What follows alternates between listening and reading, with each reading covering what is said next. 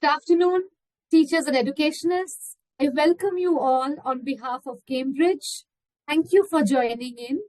It's the endeavor of Cambridge for the past hundreds of years and with a presence in 170 plus countries across the globe. The endeavor has constantly been to equip the teachers with the best possible skills, foster a spirit of learning, and create a conducive environment for teachers and learners. The whole idea has been to pursue excellence by aiding the spirit of inquiry and understanding. And to that effect, we have a platform like Teachers of Tomorrow, everyone. Kindly, I would urge you, if you have the time, kindly take a look at the platform. It's a wonderful platform for teachers from all over South Asia to connect with each other, share the best practices, and learn from each other. And webinars like these help us focus primarily upon the idea of implementation of best practices in the classroom. To that effect, we are extremely elated to have with us Ms. Achama Mathew. She is a doyen in the field of education for close to 4 decades now. She is our esteemed Cambridge trainer and resource person. She continues to advise Bombay Cambridge Gurukul School, and she has a background in special education as well. Today's topic will have a widespread resonance with you all, I believe. The topic is why ask questions. Let's deep dive this without further ado.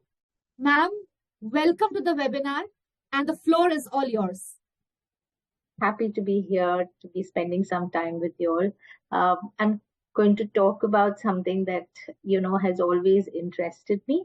And this half an hour that I'll be spending with you all is about a point that has always intrigued me. So we've titled this webinar as Why Ask Questions. Okay, considering that we as teachers spend a lot of time doing this. So what happened a couple of years ago was I came across this statement on a slide that was part of a deck that was sent to me. And this is what I found on that slide. Teachers ask up to 2 questions every minute and up to 400 questions a day. Now, when I saw this, I really didn't believe it. I was completely taken aback. I mean, is it really true? What happens to kids with 400 questions a day? That's what, really caught my attention. So, of course, right away, I had to find out whether this was true or not. So I started researching. And very interestingly, I found more information on this. So there was a study done by Hattie. I think all of you all are familiar with John Hattie, visible learning. Okay, this is part of a research that he did. And this is not very, very far back. It's 2011. And there were other statements that came along with it that was really important and, something that needs attention. So I'm sharing this with you. So some of the other observations that came out of the research was teachers wait typically less than a second after asking a question. Teachers frequently answer their own questions and also accept incorrect answers without probing. And of the 400 questions a day, a large portion of these, that is up from 30 to 60%, are procedural questions. The kind of questions that, you ask, have you done your homework? Okay, what's the reason for this? They're not really questions that would help us understand where the kids are learning in school. So this was a very interesting study, and I really went into this and read up a lot, and I thought this would be a nice point of discussion for us today. So I'm going to be taking this forward with you. Now, if you look at any kind of communication, all communication is dotted with endless questions. So if you look at a tiny infant, okay, the first means of communication is probably an acknowledgement, a smile, or crying. And immediately what comes out from us is a question. Why are you crying? What's happened? Etc. So if you see the amount of questions that we are bombarded with right from the time we are an infant is like unbelievable. Now, let's focus on what happens to us as teachers. Okay. Now, teachers use a lot of questions in the classroom, right? We can't deny that. If you just pay attention to your conversation with your learners, you can see there's a lot of it. Now, what I'd like to do is let's start off with what we know about questions.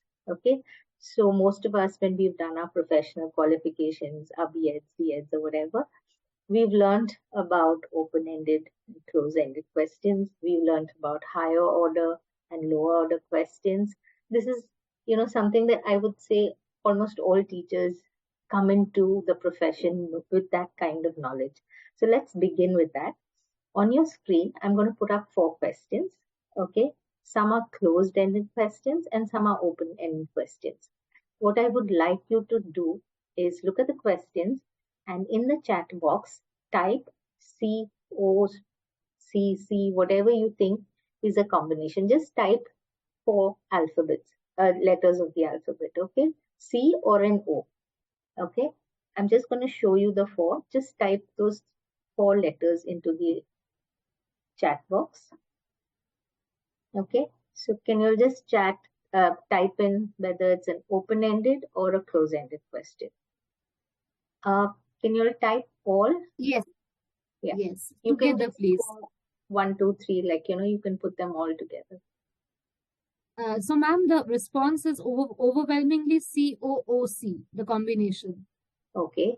Most of the participants, it's COOC. Okay.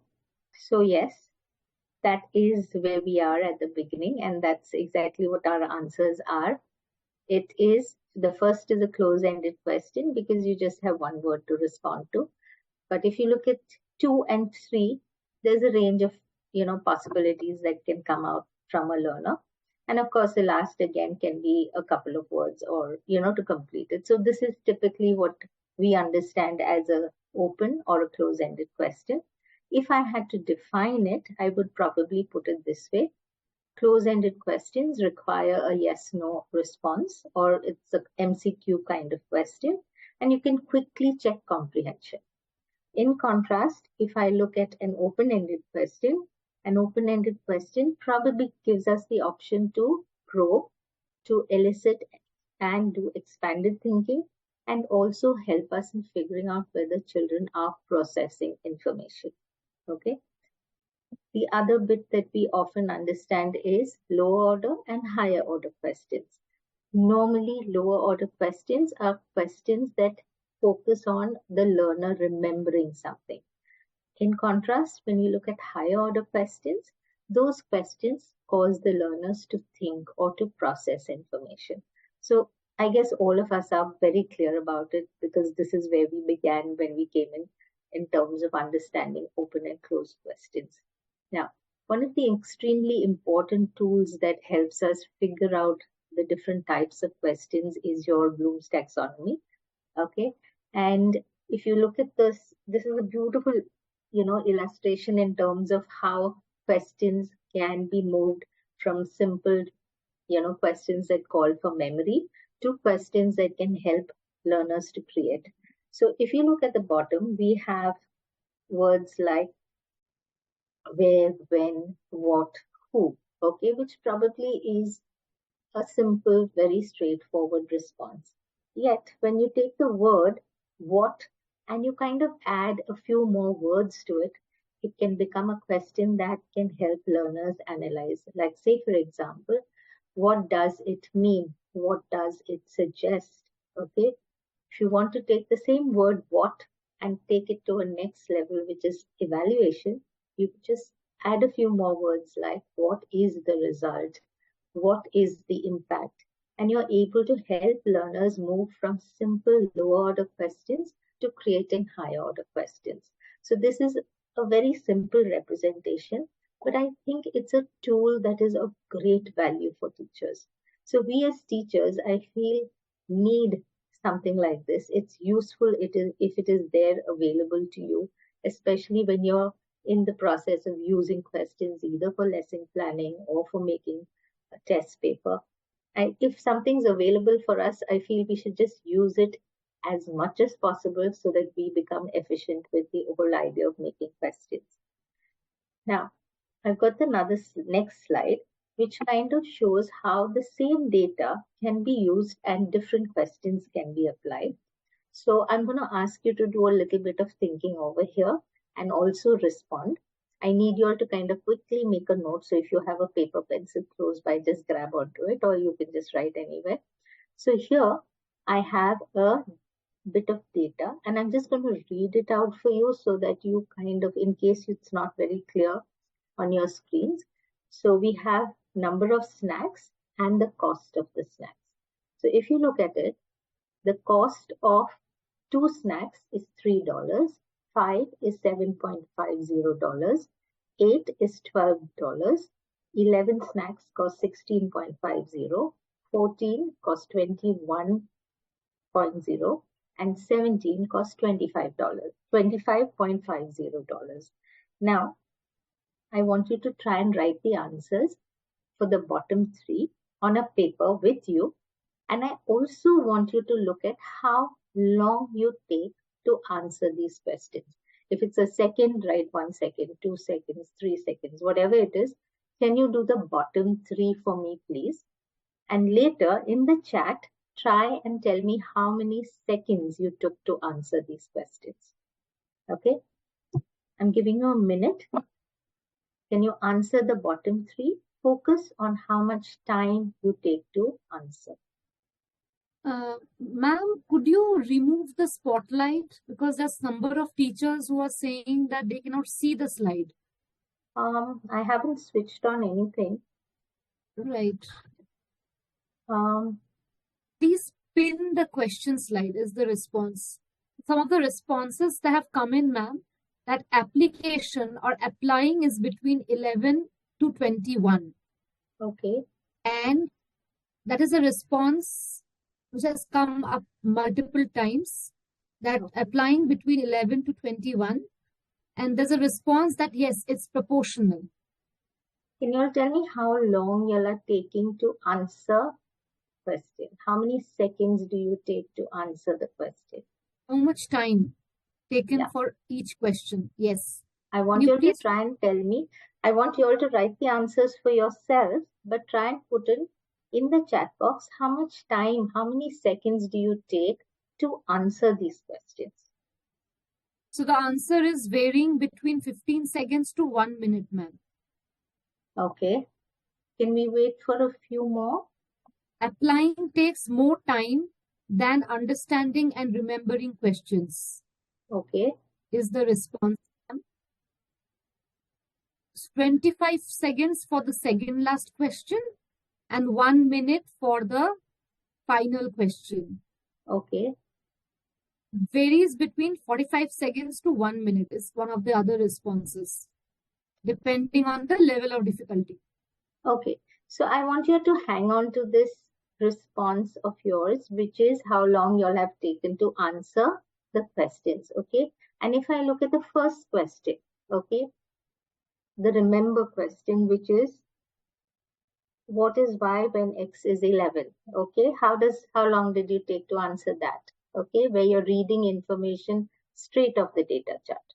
Okay, if you look at the next one, which is understanding, is this table proportionate? Okay, how long did it take you to respond to this? Was it like a split second, or say 2-3 seconds to read it and then respond? Okay, I just need you all to pay attention to yourselves and how long you took. Okay, because I need you all to keep that at the back of your head as we proceed through this session. Okay. Is the screen visible to all now? Ma'am, sorry, apologies. Yes. Is the screen visible to all now? Yes. Ma'am, it has been sorted, ma'am. Yes. Okay, okay, fine. Thank you, Priyanka. Should I wait a few more seconds? I'll go ahead. Okay, okay. Fine. Okay, so I think this slide is basically to help us understand that with one little bit of resource, okay, a simple table, how we can, progress with questions from simple low order questions to high order questions.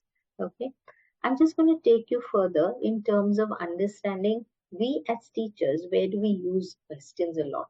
One we definitely use is in the classroom, and the second is when we prepare assessments. Now, for me, if I look back at my learning or understanding questions, I think the first time I really paid attention to questions was when I was asked to make a question paper. Okay, that is basically an assessment. And I was also asked to make something called a blueprint, where I had to figure out how many questions were knowledge, how many were understanding, how many for application. And I think that was a point at which I started really paying attention to questions. But again, the whole focus for me was how do I make a question paper? So if I look at question papers, okay, and I have questions of this nature, which basically is what I would see in a question paper.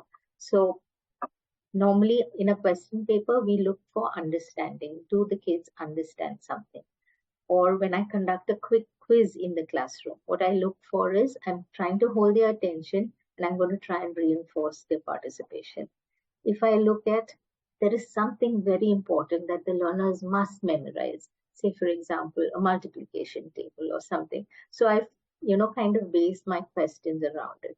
Another thing that very often when I look at exams and tests, I look at what is important in terms of emphasis and I use it to summarize what is important. So some questions like, what are the characteristics of living things?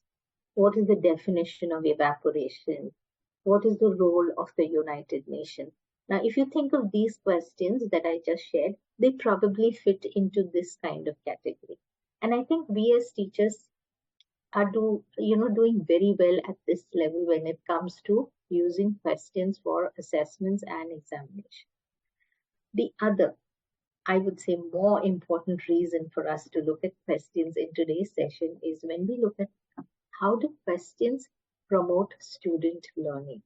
Okay. And what is the use of using questions when I'm focusing on how children learn?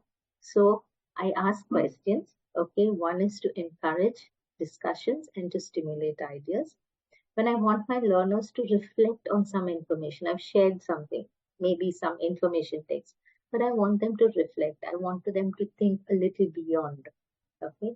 The other reason why I probably use questions is to help learners to draw them into the lesson and keep them interested.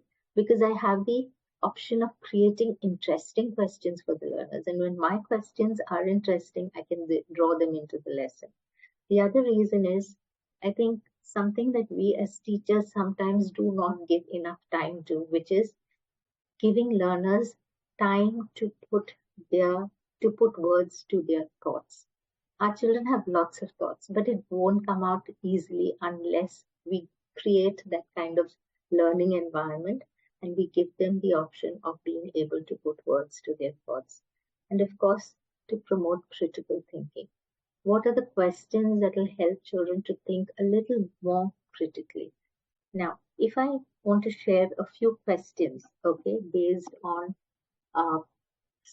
a kind of question that would promote student learning, I'd probably look at questions like, based on the information available, why do you think the conclusions made by the economist are relevant?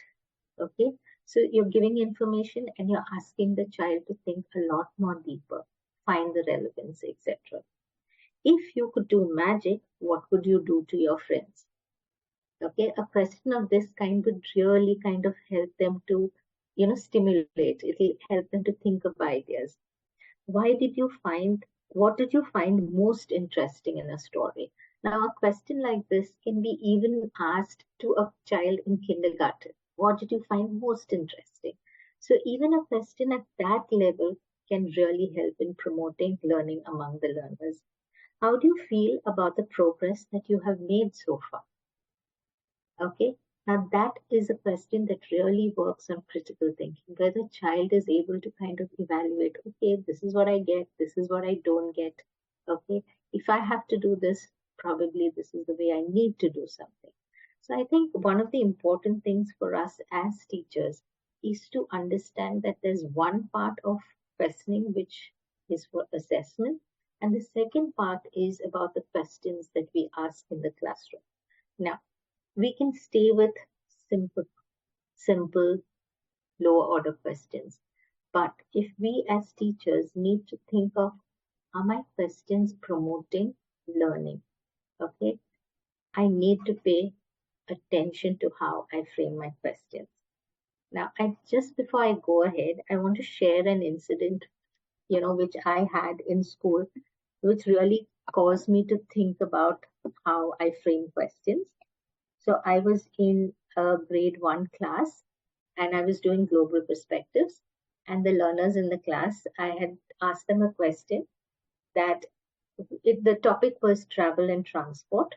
And I asked the kids, our school is in Andheri, and I want to go all the way to Churchgate, which is very far away. Okay, how do I get there? Okay, how will I find my way? And I said, I want you all to talk in pairs and give me the answer. Discuss with your partner and give me the answer. And I gave them a few seconds to start off. So that was my question. I want to go from Andheri to Churchgate. Okay, how will I find my way? Okay, how do I get there? So the whole class was discussing, and this little boy comes up to me and he just kindly whispers very gently to me. He said, Miss, you don't have Google Maps? And I was like, yes. And I suddenly saw something very different. Miss, you know, everything is there in Google Maps. It'll even tell you when there is a lot of traffic. Okay. And I was kind of most amused, very, like I wanted to burst out laughing, but I knew he was very serious about his answer. So I said, wow, that's a great idea. And he went back. Later, when I started getting responses from the learners in the class, I got another interesting answer, which again kind of was very amusing. Two of the kids came up and said, Miss, you should go by the school bus. The school bus driver knows every road. He takes us for all the field trips. He knows everything.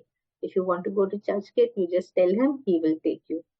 Now, very amusing for me, but all the same, I realized that I did not get the answer that I was looking for from some of the learners in the classroom. What I was looking for was an answer in terms of, okay, you take a rake or you take a cab, go to the station, take a train. That's what I was looking for, but I didn't get it. Now, probably that was because I did not frame my questions correctly. It was something that this is something that happened, almost 8 years ago, but I still remember it just because, it kind of made me pause to think about how I, phrase my questions. How is it heard, or what is it, the impact of my question on my learners? Okay. So just to kind of, share with you the importance of the role that we play when we frame questions to our learners. Just to take you a little further to the next level, I'm still focusing. I would like to completely focus on the kind of questions that will promote student learning. On the next slide, okay, I've got some questions. Okay. I want you to quickly read these 6 questions. Okay. Select any 1 or 2 questions for yourself and think of how you would answer it and what is the impact when you answer such a question. Okay. Read all the questions, choose 1 or 2, try and answer it. Okay. And think of the impact on yourself when you try to answer a question of this nature. And you can type your answers in the chat box. You can share the answers in the chat box, everyone. Yeah.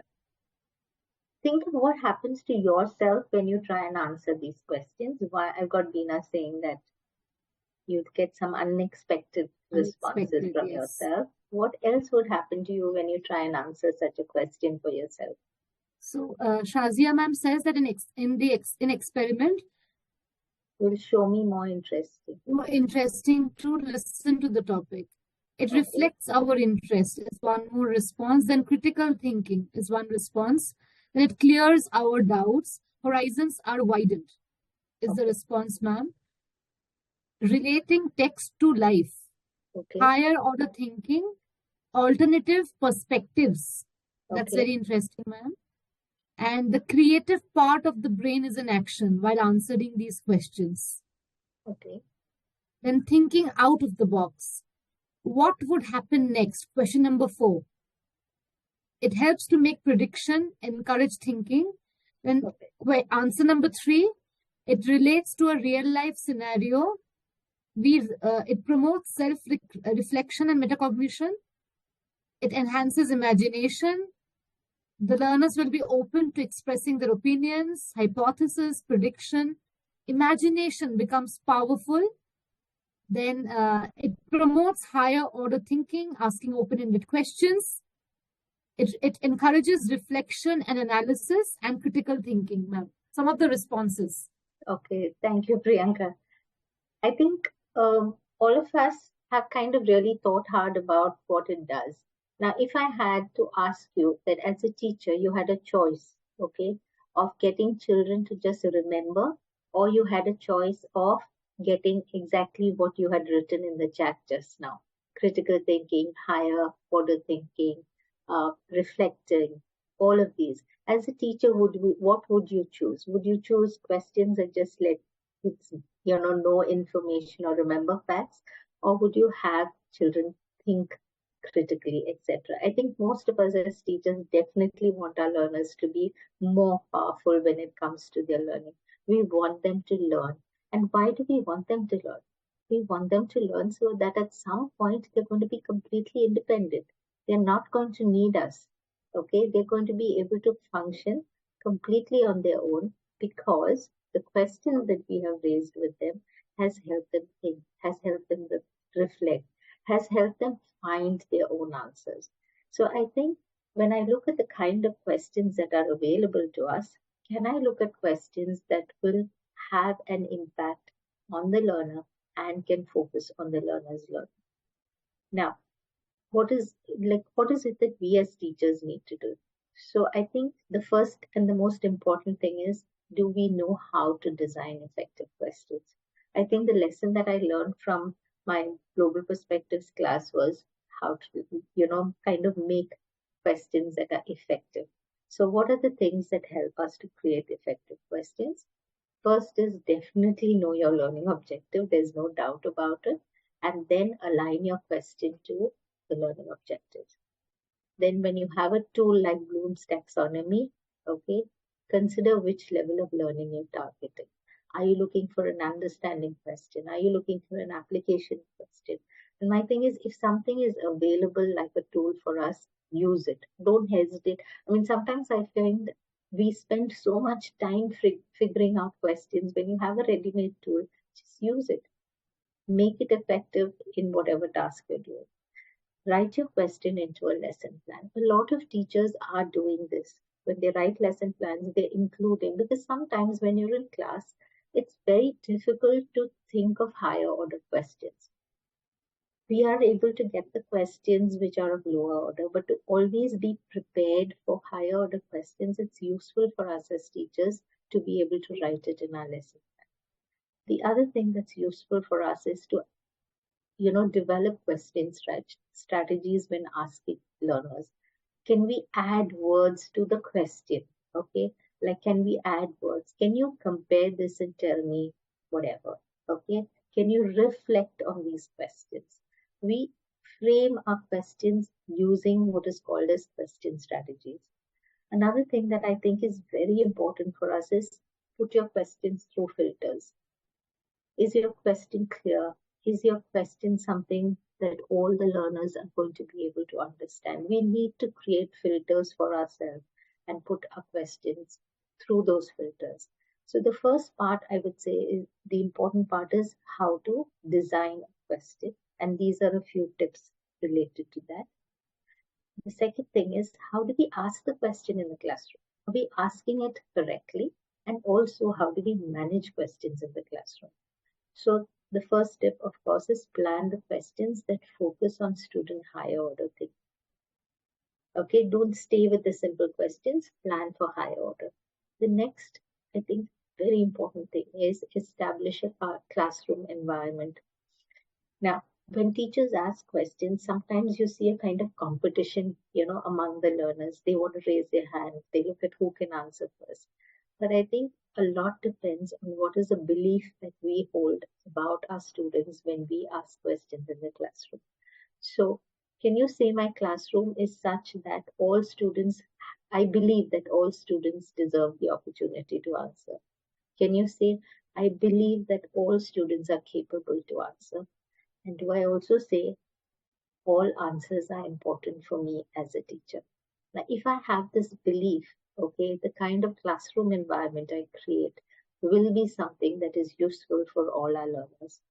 The second thing is explicitly explain and teach classroom norms regarding answering questions. So if you have an idea of how children should be answering questions, a lot of us believe in asking questions to the learners who raise their hand. Okay, now if that's what you want in your classroom, or if you want to change it, that you wanted that any learner in your classroom should at least try and attempt, then you have to teach learners the norms of your classroom. Another thing that's extremely useful is ask only one question at a time. Okay, sometimes when you listen to yourselves, you may find yourself asking more than one question. I think this is the most important point. Wait time and silence in the classroom after you ask a question. So research clearly shows us that students need time to put their thoughts into words, and a minimum of 5 to 10 seconds. When I asked you all to reflect earlier as to how much time you took to answer a question, it was basically to get your attention to this point. Usually, okay, especially John Hattie's research clearly says that teachers don't even give a second, okay? We kind of move on or we respond. Can we establish this in our classroom that after I ask a question, I will wait for a few seconds, and I want you to use that wait time to think. I want everybody to be quiet. And then when I kind of ask for the response, that's when you will answer. The other thing is the teacher decides who will answer the question. Okay. I think most of you all may have heard of, pose, pause, bounce, bounce. Okay. A strategy that is used by teachers to focus on teaching children how to answer questions. Pause, that is when you ask a question. Pause, you wait for a few seconds or whatever time is required. Then you bounce. Then you ask a particular child. Then you bounce that child's answer to another child's answer. Okay, you pass it on to another child, ask that child to reflect or add, etc. Now, these are strategies that we need to practice so that we can use it effectively in the classroom. Another thing that's useful is using prompts when an answer is incomplete or incorrect. When we get an incorrect answer, it's important for us to kind of think back, how do I respond to an incorrect answer? Do I say incorrect, or do I give an opportunity for the child to better the answer? Another thing that's extremely useful is use strategies like discussions, think, pair, share to get children to respond to questions. Sometimes teachers find this is a waste of time. Why give so much time to think, then to share, etc.? But if you look at the outcome, okay, in terms of using these strategies, they're far more powerful and focus on student learning as compared to just the teacher asking the questions and the learners giving it to you. Of course, another important thing is encourage students to frame questions. Give them the opportunity to ask questions, because that is an important teaching opportunity for us. And that's what we look for. Otherwise, if children don't ask us questions, you kind of decide what is the beginning and the end of the lesson. But when children start asking, you have a teaching opportunity, which is of great value. Now, how do I develop the skill? I know this is a skill that I didn't have for a long time. Okay, the ability to ask questions effectively. Like if you see, we as teachers have a whole set of skills, and one of the skills that we need to work on, especially if you're focusing on learning, is how do I develop this skill? First is critically reflect on your practice in relation to the kind of questions you ask. The other thing that I find very useful is observing other teachers who ask questions. Ask teachers to observe you. Work with colleagues to track and evaluate the frequency and the type of questions. Also, consciously audit your questions. Don't, kind of say, oh, I prepared a question, I'll get there. It's not like that. You have to pay attention to your questions. Like, say, for example, if you find that the learners are not responding to your question, then it's important for you to kind of figure out why is it that it didn't work. So these are things that will help us develop our skill in asking questions. Evaluate your questions. You may write it in your lesson plan, but if that question doesn't really work in the classroom, you have to learn to audit. I think one of the things that has come up in a lot of research is that a few carefully prepared questions are preferable to a large number of questions that we ask in the classroom. So it's just a thought for you to take forward. Just to summarize everything that I've shared with you all, okay? Why is it important to ask questions that focus on student learning? One is it keeps students engaged and really makes them think hard.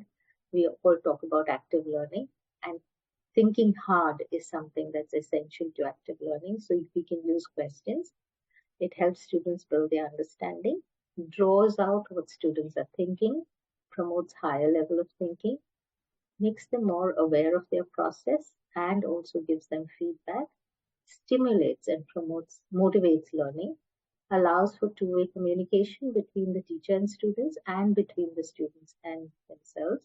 And of course, the last bit is very important. It keeps learners curious. And that's, I think, what's something that we want. We want our learners to come back every day wanting to learn something new. And questions, when put beautifully to the learners or put effectively to the learners, is something that can always keep them curious. I'm just going to kind of take you through the last thought that I have to share with you. That is, it's the last bit that is there in the research by John Hattie. Considering that students are the ones who are learning, students in turn ask teachers very few content-based questions. And I want you all to seriously think about how many questions, which are related to the content come to your class. Is it just the few bright ones who ask you the questions because they want to challenge you or because they have to say something? Can we give this opportunity to our learners where they are the ones who are learning? They are the ones who should be asking questions. Can we can we encourage our students to ask questions? Questioning is a powerful tool in the learning process. And I think we as teachers, the more we recognize this, the more we'll be able to incorporate, develop our skill, and use it effectively in the classroom. I'd like to kind of close with the thought that I, came across when I was doing research for this. Without questions, there is no learning. That's a thought that's quote by Edward Deming. I'm now open for questions or anything that you would like to share. Priyanka, can I show? Priyanka, you're on. Thank you so much, ma'am. Thank you very much. We have time for very limited questions, maybe one or two. What I would request you all is that if you could share your questions to us at the Cambridge website, maybe we can come back to you. We can take up one question maybe. So, ma'am, quickly, because the webinar will automatically be halted in 2 minutes, 3 minutes. I think, Priyanka, we won't be able to take any questions because it's already 44. It'll end at 45. You don't want an abrupt ending to this beautiful webinar. Right, ma'am. In that case, ma'am, what I'll do is, ma'am, I'll collate the questions from the webinar today and share them with you. Is that all right, ma'am? Sure. Thank you, everyone. Thank you for joining. Thank you so much, everyone, for joining in, for asking the questions. Any feedback, any comment, do write in to us. I'll share it with ma'am because we have the chat history also. You can post your questions here and we'll come back to you. So thank you so much again for joining in. And thank you, ma'am, for sharing your insights on this seminal topic. Because at the end of the day, as Benoit Mandelbrot, the famous Polish mathematician, has mentioned, asking the right questions is as important as answering them. So thank you for bringing up this important topic in front of all the teachers and enriching their learning. And thank you so much again for joining in, everyone. We'll catch you on a webinar next week. And meanwhile, you can take a look at the Teachers of Tomorrow website. And I have shared the detailed bibliography that ma'am has shared with me with all of you. Kindly refer to those sources. So thank you so much. Thank you so much, everyone, for joining in. Thank you, ma'am. Thank you for taking this. Thank you, everyone. Bye.